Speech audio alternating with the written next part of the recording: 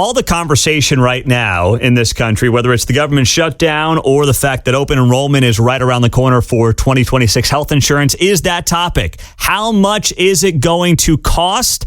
And what's actually happening behind the scenes? Cary Hall hosts America's Healthcare Advocate Saturday mornings, 8 a.m. Don't miss it here on KCMO Talk Radio 95.7 FM. And Cary, obviously, this is your expertise. It confuses people. They get annoyed by this topic, but it is critically important to the conversation right now in this country. And with the shutdown in particular, it's all driven by Obamacare, right? That is what the Democrats are pushing for in terms of subsidies and all the rest of it. Yes, that's the problem. So Obamacare, that's the sticking point here. So what exactly is it about Obamacare and the cost around Obamacare that has Democrats and Republicans up in arms? Well, there's a couple things to keep in mind. Basically, what's happened is Obamacare has become an overall failure. As Kimberly Strassel in the Wall Street Journal said, it's a toxic stew of industry consolidation, inflated payments, fewer choices, and an erosion of employer-provided care. So what does that mean? Well, that means, number one, that the costs keep going up. So initially, when Obamacare was passed, CBO projected a $450 billion subsidy bill. Well, it came in at $1.2 trillion. So where we're at now, this is not sustainable. So now we add on top of that more subsidies because of COVID. We pushed it from 150 to 200 of the poverty level up to 400% of the poverty level. So the Democrats want that to be permanent. The Republicans are saying, no, that's not what this was designed for. It was designed to be 150 to 200, not 400%. There's part of the problem. The other part of the problem is consolidation in the industry. The second largest carrier in the industry, Aetna, with 1 million people enrolled in ACA, pulled out this year because they lost $2 billion on these plans in the last year and a half, 2 years. Now, why is that? Because the insurance carriers can't compete. They're told, this is what you're going to offer, and here's what we're going to allow you to charge. So before they can put an increase through, and I'll give you some idea what the increases are looking like, they have to go to the state insurance department, and the state insurance department determines whether or not those increases can go through.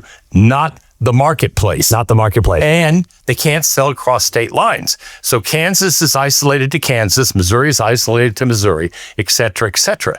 So the problem with that is that it's not working. You go out in the rural counties. In most rural counties, in 80% of the rural counties in this country, you have one carrier.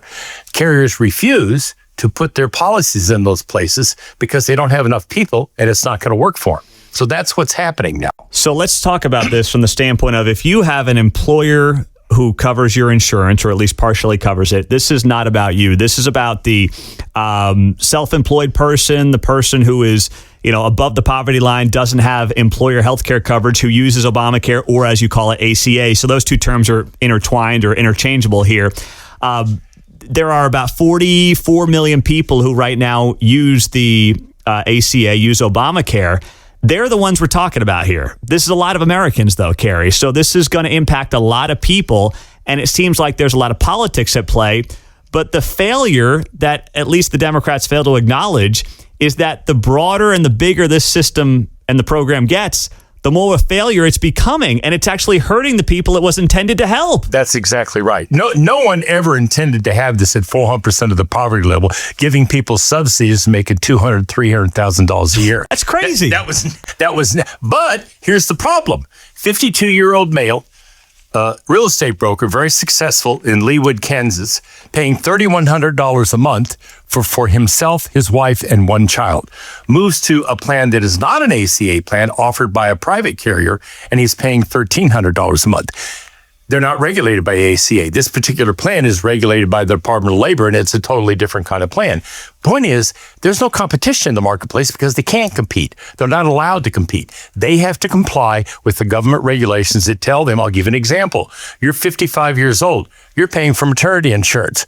Well, unless divine intervention happens, that's probably not going to occur in your family, right? Yeah. You're a 25-year-old male. Why are you paying for maternity care? Okay, why does the formulary that you're paying for include growth hormone drugs, which may be $110,000, $120,000 a year, you don't have any children. You're 25 years old. You're not even married. So in other words, the carriers are not allowed to put plans together that can serve different portions of the marketplace. So what's happening? Initially, the way this was designed was, we're going to have the young people who were forcing to buy health insurance. You may remember that. Yep. Okay. Yep. They're going to come in and they're going to pay premiums and they're going to subsidize the old people. Why is that? Well, if you're 25 years old to 40 years old, even to 35 or 38, you never go to the doctor. If you're a woman, you go to your OBGYN. But you ask a guy 25 was the last time he went to see a doctor.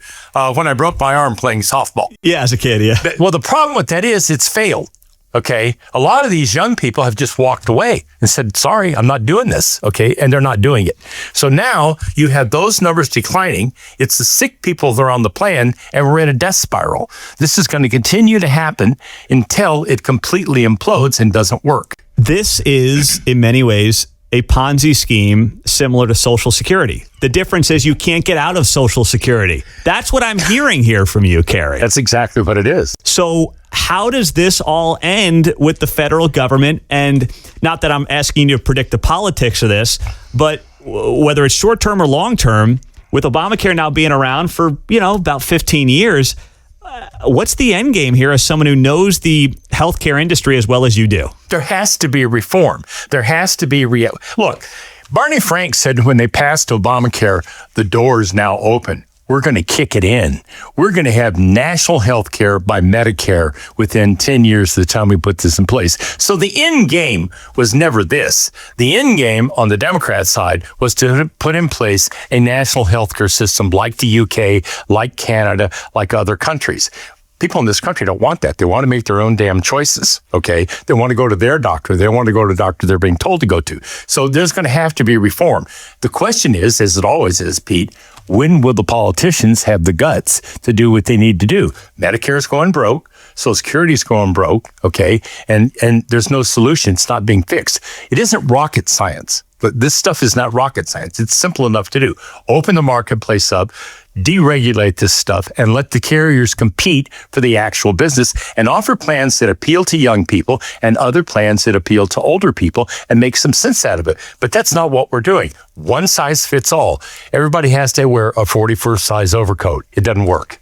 Cary Hall, America's healthcare advocate. Saturday mornings, 8 a.m. here on KCMO Talk Radio. Cary, that is just fantastic stuff. Thank you so much for being here. Pleasure to be here, sir. Happy to help.